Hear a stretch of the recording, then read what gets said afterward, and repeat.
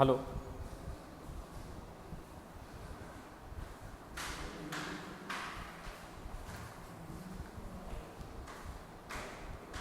Hello friends, can you hear me? Yeah, you can post the comments on the comment box. You can chat. Are you there? You can hear me? Can you please comment onto the box? Yeah. Okay. Good evening, all. My name is Dr. Shreyas Magia. I am a consultant psychiatrist and counselor practicing in Nagpur in the areas of Ramdaspet and Sakkardara. Today we are going to take a very important topic and awareness regarding very important topic which is very well known to all the people, but still the details of this topic are not yet clear with everyone. तो हम आज एक जानेंगे इस topic के बारे में जिसको हम बोलते हैं stress and stress related disorders.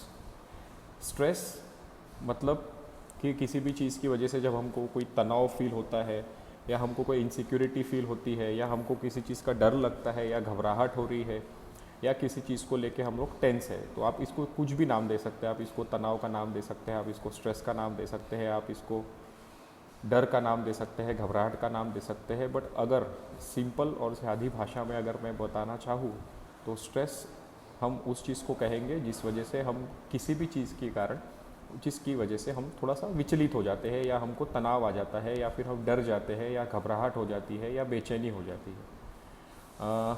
हमने डे टू डे लाइफ में मैंने बहुत सारे पेशेंट्स देखे हैं या बहुत सारे ऐसे लोगों से बात करता हूँ तब पता चलता है कि लोगों को उस बारे में थोड़ी बहुत ज़्यादा जानकारी नहीं है कि स्ट्रेस क्या होता है, किस प्रकार से हम उसको मैनेज कर सकते हैं, किन चीज़ों का हमें ध्यान रखना है। पहला सवाल जब मैं पूछता हूँ कि आपको क्या तनाव आता है या आप स्ट्रेस में हो या कुछ आपको प्रॉब्लम होता है, तो सब लोग का कहते हैं नहीं नहीं हमको तो कोई स्ट्रेस नहीं है, हमको तो किसी प्रकार का कोई तनाव नहीं रहता। तो मैं आपको बता दूँ कि ये पॉसिबल ही नहीं है। As and when we are born in the life on the earth we are all under stress, some or the other stress, right from the childhood. अगर आप बचपन से अगर ध्यान देंगे तो कोई ना कोई चीज़ों को लेके कभी ना कभी हमको कुछ ना कुछ चीज़ों का तनाव, स्ट्रेस या बेचैनी या फिर डर बना ही रहता है। फॉर एग्जांपल स्कूल में है तो होमवर्क कंप्लीट करने का डर, एग्ज़ाम्स आई तो स्कोर करने का डर, मार्क्स लाने का डर, एंट्रेंस एग्ज़ाम में स्कोर करके अपना फ्यूचर बनाने का डर, करियर बनाने का डर, बड़े होने के बाद में फाइनेंशियल गोल्स, हमारे काम से रिलेटेड स्ट्रेस, वर्क प्लेस पे जो हमारे कलीग्स के साथ में कुछ अगर एडजस्टमेंट्स इश्यूज़ रहते हैं, बॉस के साथ में एडजस्टमेंट इश्यूज़ रहते हैं, पर्सनल लाइफ के कुछ इश्यूज़ रहते हैं, तो वो भी एक प्रकार का तनाव का ही कारण है जिसकी वजह से हमें डे टू डे लाइफ में कभी ना कभी कुछ ना कुछ थोड़ा सा रेस्टलेसनेस, इनसिक्योरिटी या फिर डर, घबराहट या जो भी आपको नाम देना है। मैंने आपको पहले ही बोला कि आप इसको कोई भी नाम दे सकते हैं आपके सुविधा के हिसाब से। तो हमको जब वो फील आती है या हमको वो जब हमको उस चीज़ का एहसास होता है तो हम उसको स्ट्रेस कहते हैं। अब बहुत से लोगों का ये मानना है कि स्ट्रेस नाम की जो चीज़ होती है वो सिर्फ कमज़ोर दिमाग वालों को होती है या फिर जो थोड़ा सा मेंटली वीक रहते हैं या फिर जो अपने आप को नहीं संभाल पाते उन्हीं लोगों को होता है। तो मैं आपको बता दूं ऐसा कुछ भी नहीं है। डे टू डे की लाइफ में every individual on this planet is suffering from और परहैप्स हैज़ एक्सपीरियंस स्ट्रेस और तनाव और टेंशन और घबराहट और डर, जो भी आपको नाम देना है। Throughout his life we keep on going through these phases. So why this should happen, why would it should happen when I say that this is with everyone? So many people will not agree to this, but let me tell you very frankly कि ये हमारे day to day की ज़िंदगी का एक integral part है, अभिन्न हिस्सा है। I try to be as simple as possible, but कुछ टेक्निकल टर्म्स है तो मुझे उसके लिए कुछ हमारे टेक्निकल साइकेट्री रिलेटेड वर्ड्स ही यूज़ करने पड़ेंगे। But after that in at the end of the session we can take a question answer session और हम उसके ऊपर वो डिस्कशन कर सकते हैं। तो स्ट्रेस क्यों हमको फील होता है? स्ट्रेस एक ऐसी प्रकार की बीमारी तो नहीं बोल सकते। एक स्ट्रेस जो है कुछ हद तक हमारे जीने के लिए बहुत ज़रूरी है या हमारे डे टू डे के काम करने के लिए बहुत ज़रूरी है या हमारे सर्वाइवल को लेके बहुत ज़रूरी है। अब आप बोलेंगे कैसे, ऐसा कैसे हो सकता है कि आदमी स्ट्रेस के वजह से परेशान भी है और आप बोल रहे हैं कि स्ट्रेस हमारे लिए ज़रूरी भी है? तो हाँ, अगर हमको हमारे फ्यूचर प्लानिंग को लेके, हमारे फ्यूचर को लेके, हमारे कुछ प्लानिंग्स या गोल्स और इसको लेके अगर हमको तनाव नहीं रहेगा, को हमारे सर्वाइवल को लेके अगर हमें कोई ऐसा विचार नहीं आएगा कि अब मुझे आगे क्या करना है, मुझे क्या प्लानिंग करनी है, या मुझे किस प्रकार से अपनी लाइफ को जीना है, या मुझे क्या गोल्स अचीव करने हैं, तो हम उसके लिए कोई तैयारी नहीं करेंगे। तो यही जो तनाव रहता है, यही प्रकार का जो एक डर रहता है कि हमें सर्वाइव करना है इस दुनिया में, हमें सर्वाइव करना है इस वर्ल्ड में, हमें सर्वाइव करना है इस सोसाइटी में, तो उसको पूरा करने के लिए या उस प्रकार का जो थॉट हमें आता है वो हमको मोटिवेट करता है हमारे गोल्स, हमारे एम्बिशंस या हमारे प्लानिंग करने के लिए, या हमारे आगे के फ्यूचर की रिलेटेड चीज़ों को पूरा करने के लिए। अगर वो तनाव या स्ट्रेस हमको नहीं आएगा तो हम शायद कभी कोशिश ही नहीं करेंगे कि हमको आगे का प्लान क्या करना है। तो वो stress of survival is the biggest stress of survival not in only in the form of physical survival, but it nowadays since we are in a civilized society, so stress is always in the form of survival of the name, of the fame, of our recognition। हमारी पहचान इस दुनिया में, इस society में हमारी हमसे जुड़ी हुई चीज़ों का हमारी पहचान बनी रहे, हम लोग हमको जाने पहचाने, हम कुछ अपनी लाइफ में अचीव कर पाए, ये सब चीज़ों का स्ट्रेस हमको कभी ना कभी कुछ ना कुछ हद तक आएगा ही। उसके पीछे का सबसे बड़ा कारण ये है कि हमारे मस्तिष्क में एक ब्रेन के कुछ हिस्से रहते हैं विच आर स्पेसिफिकली उसी चीज़ के लिए बने हैं या उसी चीज़ के लिए बने जिसको हमको फ्लाइट और फाइट रिस्पॉन्स को प्रेडिक्ट करना है। फ्लाइट और फाइट रिस्पॉन्स ये होता है कि जब भी इंसान किसी प्रकार का डर या भय, या कोई भी जानवर जब किसी प्रकार का भय या डर प्रेडिक्ट करता है या उसको ऐसा लगता है कि आसपास हमारे जो चीज़ें हैं वो हमारे लिए तकलीफ़दायक हो सकती है, तो हमारा मस्तिष्क एक प्रकार का रिएक्शन तैयार करता है जिसको हम लोग फ्लाइट और फाइट रिएक्शन बोलते हैं, जिसमें एक तो हमको ये डिसाइड करना होता है कि इधर एक तो वो जो तनावपूर्ण सिचुएशन है क्या हम उसका सामना कर सकते हैं या फिर हम उसमें से भाग जाने की कोशिश करते हैं। फॉर एग्ज़ाम्पल अगर कोई ड्रेडफुल सिचुएशन आई, जैसे कोई लाइफ कॉम्बैट हुआ या फिर कोई 1-to-1 कोई लड़ाई झगड़ा हो रहा है या कोई ऐसी चीज़ हो रही है जिसमें डायरेक्टली या इनडायरेक्टली हम इन्वॉल्व हो गए अनफॉर्चुनेटली ना चाहते हुए भी, तो वो ब्रेन का उस पार्ट का जो हिस्सा है वो काम करना शुरू कर देगा, जिससे हमें या हमारी बॉडी जो है आगे जाके उस चीज़ को रिएक्ट करेगी। उसको बोलते हैं फ्लाइट या फाइट रिएक्शन। तो ये हर किसी के ब्रेन में चलते रहता है कंटिन्यूसली, सॉफ्टवेयर की तरह सबकॉन्शियस ब्रेन में।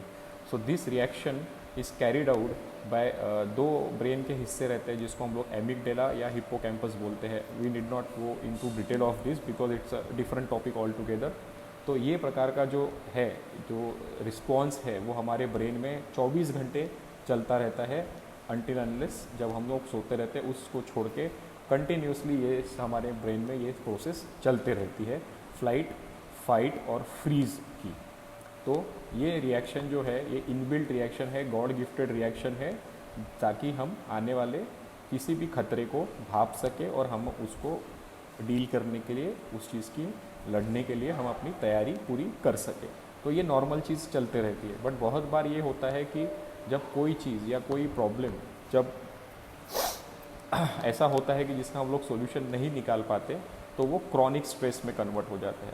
अगर शॉर्ट टर्म मोमेंट के लिए या फिर फॉर एग्जांपल बच्चों को एग्ज़ाम्स की तैयारी के लिए या हमको जॉब इंटरव्यू की तैयारी के लिए या आगे की कोई चीज़ की तैयारी के लिए अगर ये चीज़ शुरू होती है, तो थोड़ी देर के लिए वो जो स्ट्रेस रिस्पॉन्स रहता है वो हमको मदद करता है उस चीज़ को कॉम्बैट करने के लिए, उस चीज़ का सामना करने के लिए, या उस चीज़ को जस्ट होल्ड ऑन।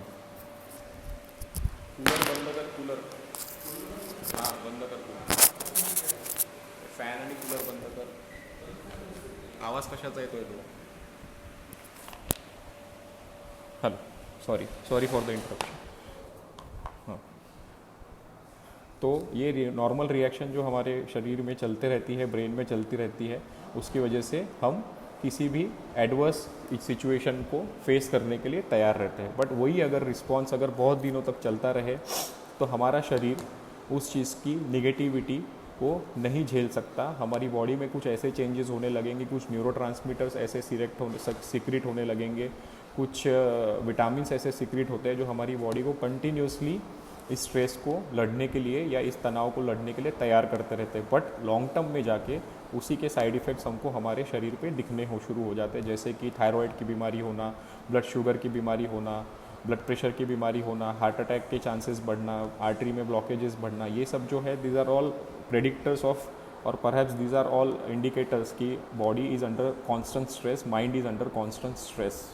सो उस चीज़ को अगर हम अच्छे से डील करते हैं, अगर हम उस चीज़ का अच्छे से सोल्यूशन निकालते हैं, तो हम उसमें से अपने आप को बचा सकते हैं। बहुत हद तक हमें उस चीज़ में आराम मिल सकता है। उस चीज़ को कैसे करना है वो हम अब नेक्स्ट टॉपिक, जब further in the topic I will discuss about all those things. There is one more thing which I want to discuss related to stress. Today is post-traumatic stress disorder awareness day. So in short, definitely I would like to cover this post-traumatic stress disorder. Post-traumatic stress disorder का मतलब ये होता है कि particular अगर हमें कोई ऐसा लाइफ थ्रेटनिंग कोई सिचुएशन आई हमारे ज़िंदगी में, या unfortunately we are faced with some kind of life threatening situation, तो वो होने के बाद कुछ दिनों के बाद हमें उस चीज़ के फ्लैशेस फिर से बार बार आना, उस चीज़ की याद बार बार आना, या उस प्रकार के ड्रीम्स बार बार आना, या उस चीज़ के इंसिडेंट से जुड़े हुए सब चीज़ें हमको याद आना, वो होता है। उसको बोलते हैं पोस्ट ट्रॉमेटिक स्ट्रेस डिसऑर्डर। अगर, और बहुत इम्पॉर्टेंट चीज़ है उसमें कि जो प्री रिक्विजिट्स है उसमें ये ऐसा रहेगा कि अगर कोई लाइफ थ्रेटनिंग सिचुएशंस को हम फेस करते हैं, या किसी लाइफ थ्रेटनिंग सिचुएशन हमारे सामने लाइफ में आती है, उसके बाद में हमको ये बीमारी शुरू हो सकती है कभी भी 2 महीने बाद, 3 महीने बाद। तो उस चीज़ को हमको डील करना है। उस चीज़ को अगर हमको डील करना है तो हमको 3-4 चीज़ों का ध्यान रखना पड़ता है, जो हम बाद में जब स्ट्रेस और रिलेटेड चीज़ों को कवर करने के लिए जब टॉपिक या ट्रीटमेंट पार्ट में उसको इंक्लूड करेंगे। आपको अभी इस चीज़ का ध्यान रखना है कि post traumatic stress disorder is also one kind of stress disorder in which you feel threatened for that particular situation. अब हमने ये डिस्कस तो किया कि स्ट्रेस क्या होता है, but there are different types of stress also in routine life, या डे टू डे की लाइफ में भी हमको अगर जैसे हमारे काम से रिलेटेड, बच्चों को स्कूल से रिलेटेड, या हमारे फैमिली से रिलेटेड, या जॉब से रिलेटेड जो डे टू डे की लाइफ में कुछ तनाव या टेंशन आता है या हमको प्रॉब्लम आता है, तो उसको हम लोग रूटीन स्ट्रेस बोलते हैं।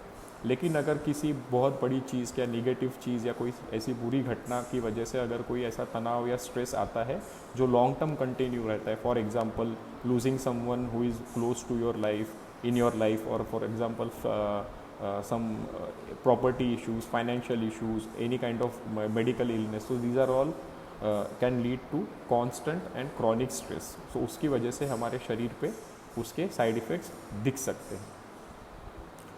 ये सब तो हो गया कि ये स्ट्रेस है, ये कैसे डील करना है, ये अभी हम इसके ऊपर जानने की कोशिश करेंगे। तो सबसे पहली बात तो मुझे आपको ये बतानी है कि आप पहली बात, अगर आपको ऐसा कोई भी सिम्टम फील होता है तो आप सबसे पहले किसी हेल्थ प्रोफेशनल की मदद लीजिए।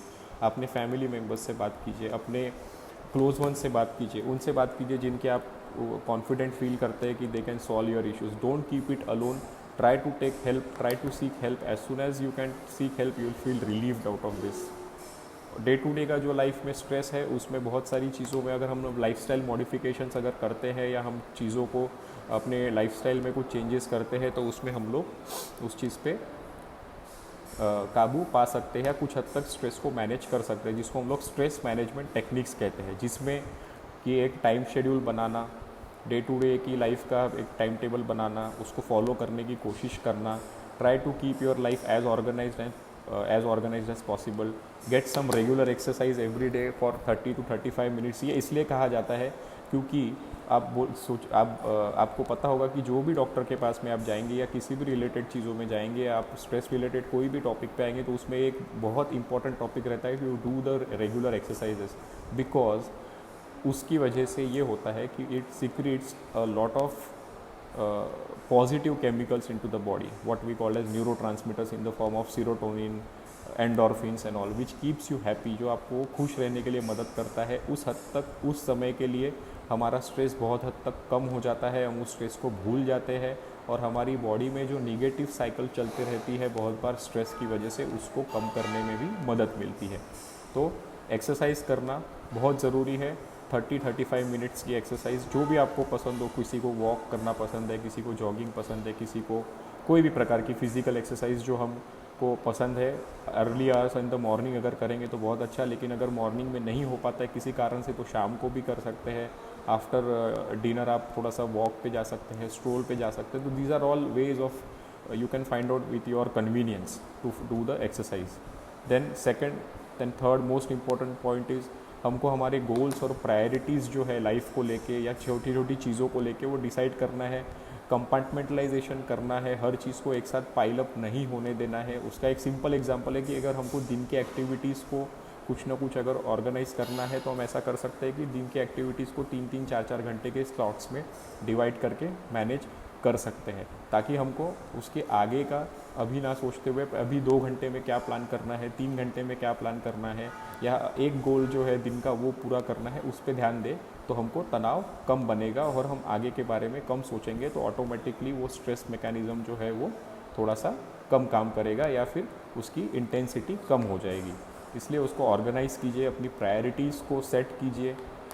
सबसे इम्पॉर्टेंट पॉइंट मुझे ऐसा लगता है कि अपने कंफर्ट जोन को छोड़कर, अगर आपको कोई चीज़ कंफर्टेबल नहीं लगती है या आपके कंफर्ट जोन में नहीं है तो आप उस चीज़ को उस समय के लिए नो बोलना या फिर उस चीज़ को उस समय के लिए ना करते हुए बाद में कभी करने के लिए, या फिर अगर आपको कंफर्टेबल नहीं है तो आप उस चीज़ को बाद में कीजिए या फिर ना कीजिए। उस चीज़ को अपने कंफर्ट जोन को कॉम्प्रोमाइज़ करके अगर आप कोई चीज़ करने जाएंगे तो डेफिनेटली उस चीज़ का स्ट्रेस बढ़ेगा। हो सकता है कि आप उसका सॉर्ट आउट सॉल्यूशन सोच के शांति से निकालें तो आपको बाद में वो चीज़ करने में आसानी जाएगी और स्ट्रेस भी कम रहेगा।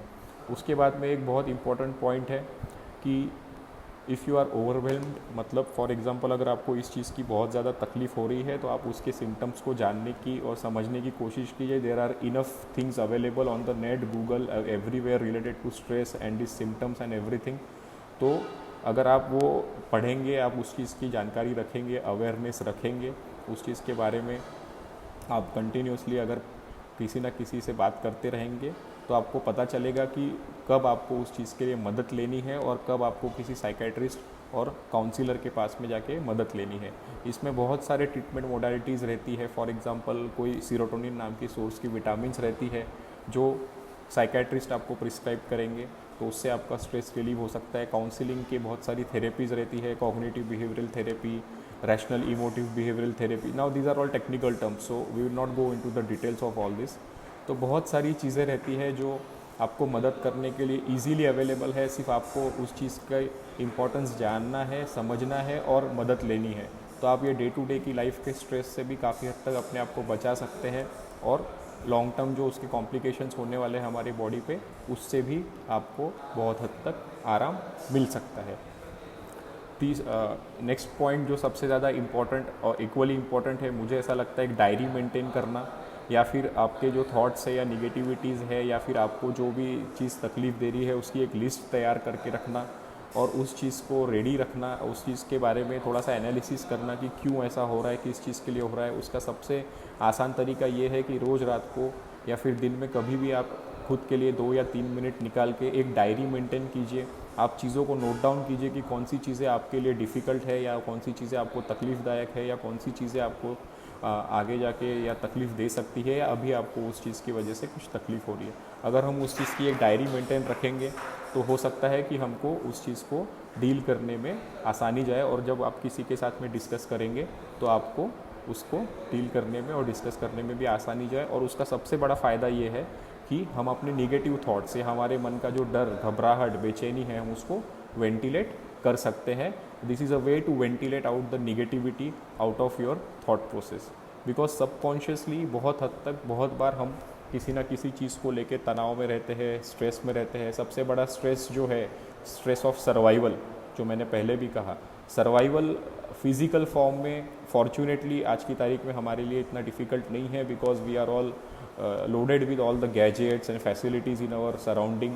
Fortunately, the safety equipments are increasing and we take a lot of good care for our physical health, but unfortunately related to psychological health we don't take care much of our peace of mind and psychological जो मैं survival बोलूँगा, अब ये एक नई terminology है जो कुछ अजीब लगेगी आपको, साइकोलॉजिकल सर्वाइवल या फिर functional survival in the form of कि मेरी इमेज कैसी है सोसाइटी में, मैं अपने गोल्स और एम्स और एम्बिशंस अचीव कर पाऊँगा कि नहीं कर पाऊँगा, लोग क्या सोचेंगे मेरे बारे में, लोग क्या बोलेंगे मेरे बारे में, या फिर मैं अगर ऐसा करूँगा तो शायद कहीं मैं फेलियर ना हो जाऊँ, या फिर मैं ये नहीं कर पाया तो लोग मुझे शायद फेलियर ना सोचे। तो next important point of survival for us is to survive in the form of name, to survive in the form of our existence in the society.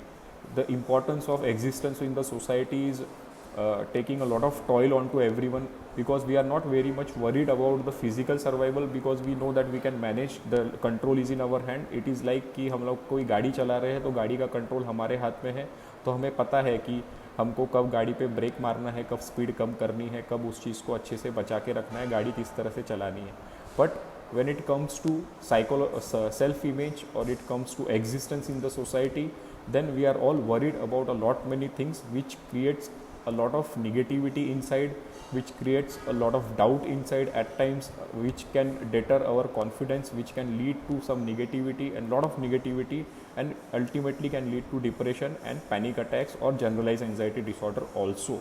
So these are all terminologies where we have different forms of stress presentation. So जो सबसे important है हमारे लिए, as we are thinking animals, we are the highest in the animal kingdom as a thinking animal. So सबसे बड़ा problem या सबसे बड़ी चीज़ जो हमारे लिए है कि हमको सर्वाइव करना है, सोसाइटी में नाम बनाना है, सोसाइटी में हमको एक अपना मुकाम तैयार करना है या हमको पहचान बनानी है, वो सबसे बड़ी चीज़ हो जाती है. उसके बाद में एक चीज़ आती है कंपैरिजन वाली, कि अगर हम देखते हैं कि कोई चीज़ या कोई दूसरा आदमी ऐसा कर रहा है तो हमको भी ऐसा लगता है कि फीलिंग ऑफ लूजिंग आउट एक बहुत बड़ी फीलिंग रहती है, कि अगर वो ऐसा करेगा तो उसका सोसाइटी में बहुत बड़ा नाम हो जाएगा, या वो उनके बारे में बहुत वाहवाही होगी और मेरे बारे में लोग क्या सोचेंगे. That also creates a lot of stress. So आपको इस चीज़ की एक लिस्ट बनानी है. This is all together a very big topic which I will definitely try to cover maybe in the coming sessions, की how that survival in the form of self image or in the form of self existence in the society or making a name in the society is very much important. So definitely we'll discuss it maybe in some later videos or maybe in the some later sessions. But आपको ये छोटी छोटी चीज़ें importantly थोड़ा सा aware रह के जानना ज़रूरी है. You try to make a list of it, whatever things makes you uncomfortable. अगर आपकी फ्रेंड्स के साथ में कुछ प्रॉब्लम हो रहा है, जॉब की जगह पे कुछ प्रॉब्लम हो रहा है, पर्सनल लाइफ में कुछ प्रॉब्लम हो रहा है, फाइनेंशियल रिलेटेड कुछ इश्यूज़ हो रहे हैं, तो आप उसको लिखिए, आप उसको एक सॉर्ट आउट कीजिए, आप अपने दिमाग में उस चीज़ की एक लिस्ट बना के रखिए, ताकि हम उसको डील कर सकें, और आप जब किसी के पास में मदद के लिए जाए तो आप उनके साथ में उस चीज़ को डिस्कस कर सकें. सबसे और एक आज की सिनारियो में लास्ट 2-3 महीनों से जो एक बहुत इंपॉर्टेंट टॉपिक चल रहा है, या बहुत ज़्यादा हॉट टॉपिक हम बोलेंगे, जिसको बोलते हैं हम लोग कोविड-19 या कोरोना का इन्फेक्शन. तो let me tell you very frankly कि lot many people are getting affected with this, lot many people are fearful, because the fear of physical survival also has come up hugely tremendously in front of us, कि कहीं infection ना हो जाए, कहीं हमको problem ना हो जाए, कहीं हमारी फैमिली को प्रॉब्लम ना हो जाए, कहीं हम बीमार ना पड़ जाए, कोई ऐसी अनफॉर्सिन घटना ना घट जाए, या फॉर एग्जांपल कोविड से बहुत सीवियर इन्फेक्शन ना हो जाए. You know what I mean to say. तो ये सब चीज़ों का भी जो डर है वो पिछले 2-3 महीनों से बहुत चल रहा है, जिसकी वजह से भी बहुत ज़्यादा रेस्टलेसनेस बढ़ रही है. बहुत सारे पेशेंट्स के हमको कॉल आ रहे हैं, बहुत सारे हमारे पुराने पेशेंट्स जो है हमको कॉल करके पूछ रहे, सर ये सिम्टम्स है तो कहीं बीमारी कोविड की तो नहीं है, या फिर हमको कोविड तो नहीं हो जाएगा, या हमने क्या क्या प्रिकॉशंस लेने हैं. और बहुत से लोगों को ये भी डर है कि कोई ऐसी कोई अनहोनी घटना ना घट जाए, या हमारे रिश्तेदारों के साथ में, हमारे नियर एंड डियर वन के साथ में. तो वो डर जो है वो आज की तारीख में भी बहुत बढ़ गया है, जिसकी वजह से तनाव या स्ट्रेस की बीमारी जो है बहुत ज़्यादा उभर के दिख रही है सोसाइटी में. तो मेरी आप लोगों से यही गुजारिश है कि आपको ऐसा कुछ लगता है, आपको ऐसे कोई सिम्टम्स लग रहे हैं, या आपके पहचान वालों में ऐसे कोई लक्षण लग रहे हैं, तो आप तुरंत उनको साइकेट्रिस्ट या किसी मेंटल हेल्थ प्रोफेशनल की हेल्प लेने के लिए इनकरेज कीजिए. इसमें किसी प्रकार का कोई स्टिग्मा नहीं है, ये कोई प्रकार की मानसिक कमज़ोरी नहीं है. और एक सबसे बड़ा प्रॉब्लम जो हमारी सोसाइटी में है कि हम किसी भी मानसिक बीमारी के बारे में ऐसा सोचते हैं, किसी भी विचार से जुड़ी हुई बीमारी के बारे में ऐसा सोचते हैं कि ये हमारे दिमाग की कमज़ोरी की उपज है. ऐसी नाम की चीज़ सिर्फ उन्हीं लोगों को हो सकती है जो दिमाग से कमज़ोर है या फिर जो वीक है. मैं आपको एक बात बता दूं, ऐसा कुछ नहीं है. ये एक सिर्फ और सिर्फ सिंपल बायोलॉजिकल बीमारी है, जिसमें मस्तिष्क के अंदर, ब्रेन के अंदर कुछ विटामिन्स की गड़बड़ हो जाती है, जिसकी वजह से उस समय के लिए, कुछ देर के लिए पेशेंट या उस व्यक्ति को उस चीज़ की निगेटिविटी ज़्यादा महसूस होती है, वो उस चीज़ को डील नहीं कर पाते, बहुत ज़्यादा निगेटिव विचार आते हैं, बहुत ज़्यादा नकारात्मक विचार आते हैं, जिसकी वजह से वो तकलीफ़ रहती है या उनको प्रॉब्लम होता है। तो ये कोई बहुत बड़ी ऐसी कोई मेंटल इलनेस रिलेटेड या फिर मेंटल कमज़ोरी से रिलेटेड या मानसिक कमज़ोरी से जुड़ी हुई बीमारी नहीं है। ये सिर्फ़ और सिर्फ बहुत हद तक एक बायोलॉजिकल बीमारी है, जिसको हम लोग कुछ सिंपल विटामिन्स की दवाइयाँ देके या सीरोटोनिन नाम का जो न्यूरोट्रांसमीटर रहता है ब्रेन में, उसको बढ़ा के इसको ठीक किया जा सकता है।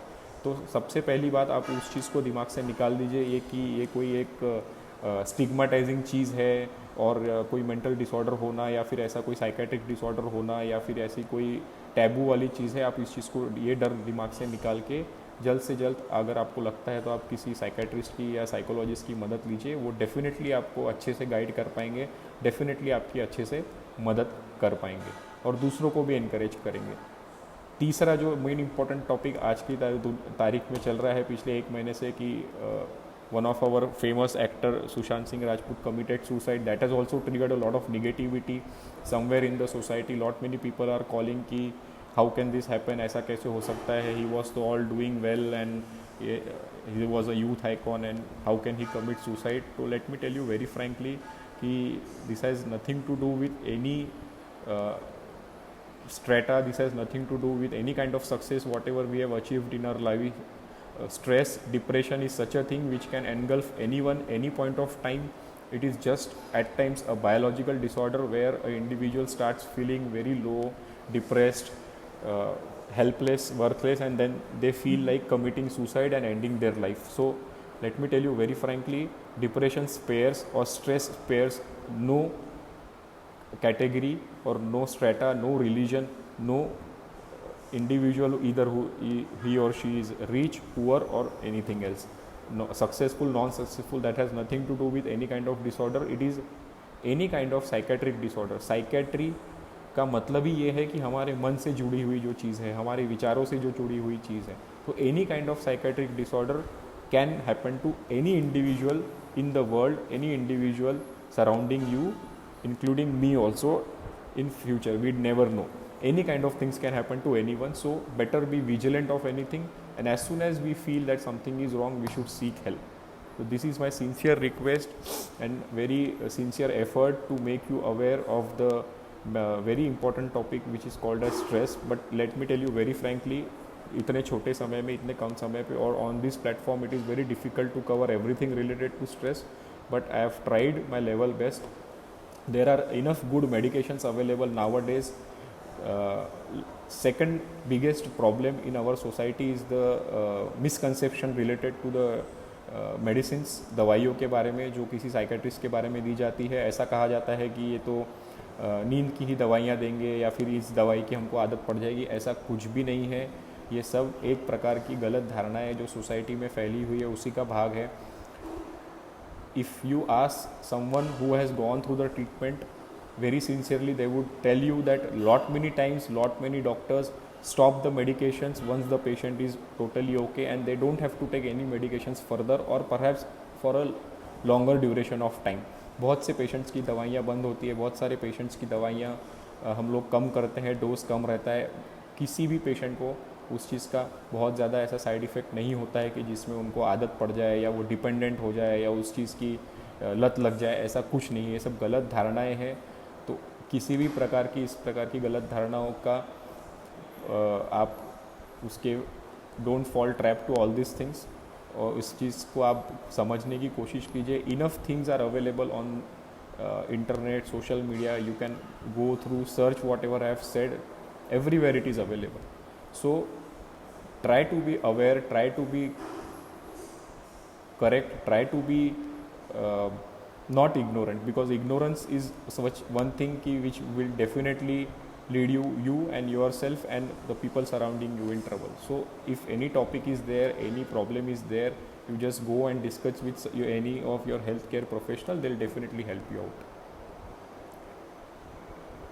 I am ready to, I think I should, it's enough for the aware, like the topic which I wanted to discuss. Are there any questions which we can discuss? We can take the questions. We have still 5 to 10 minutes of time. हमारे पास में 5-10 minute है. अगर कुछ questions है तो I would try to answer you. Otherwise we'll end the session in 2 to 3 minutes.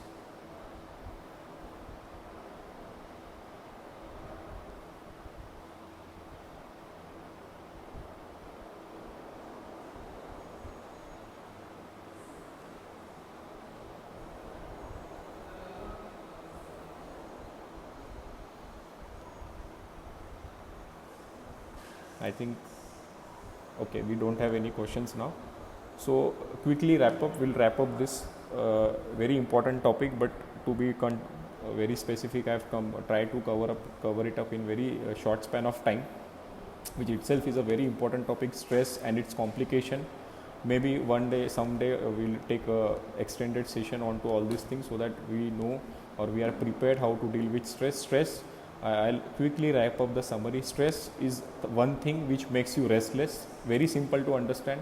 Anything, कोई भी चीज़ जो आपको तकलीफ दे सकती है, कोई भी चीज़ जो आपको अनकंफर्टेबल बनाती है, can be considered into stress.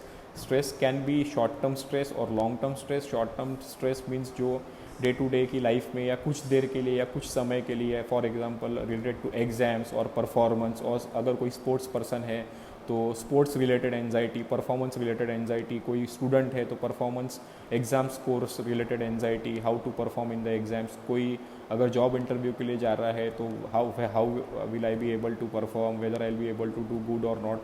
So these are all example of short term stress. Long term stress in the form of any physical illness, anything which you cannot which are irreparable loss. For example, losing someone in your family, having a bad relationship, falling the divorce cases are going on, financial problems. These are all related to some long term stress. So short term stress is at times good for us so that it prepares us and makes it aware and makes us active to predict the negative outcoming in the future. But long term stress, if this stress is continued, अगर ये चलते रहता है stress, then it becomes very difficult for us to manage, and then it has a lot of negative implications onto our physical health in the form of blood pressure, diabetes, hypothyroidism, sugar, arterial blockages, heart attack, strokes also it can happen. In long term, if it still continues, then at times few patients might feel palpitations, increased sweating, acidity, GI upset. These are all can be symptoms of stress related complications in long term. One more topic terminology related to stress is post traumatic stress disorder, in which the individual has any kind of trauma, which unfortunately had any kind of trauma which was life threatening, and then they have all the remembrance or all the flashbacks of that trauma, and that becomes very unbearable for the patient to manage. But that can be very easily treated with the medications. So we need to go for that therapy and medication parts, and that can be treated very easily. So coming to the topic of managing the stress in day-to-day life, which I covered earlier, where I just give the brief of it.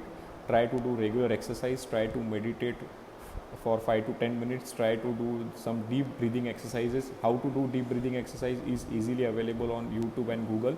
There are ways of it. Try some kind of yogas in the form of Surya Namaskar or any kind of pranayam. You can try for 5 to 10 minutes in the morning, 5 to 10 minutes in the evening. Maintain a diary, maintain a good routine, maintain a systematic timetable where you know the activities what you are going to do throughout the day, and you be comfortable doing those, rather than let it pile up for huge amount of time and then get stressed that the things are not getting completed. Then again, discussing with the friends, discussing with the family, discussing with your healthcare provider, discussing with any kind of any individual whom you trust, that who can understand you, who can talk to you, and you can talk to them. You can discuss things with them, and if at all you feel the things are not being controlled or it is getting away out of your capacity to manage, then you must seek help of a psychiatrist and a psychologist. Thank you. So I think it's or it's okay for today. Okay, see you all in the next session. Thank you. Bye.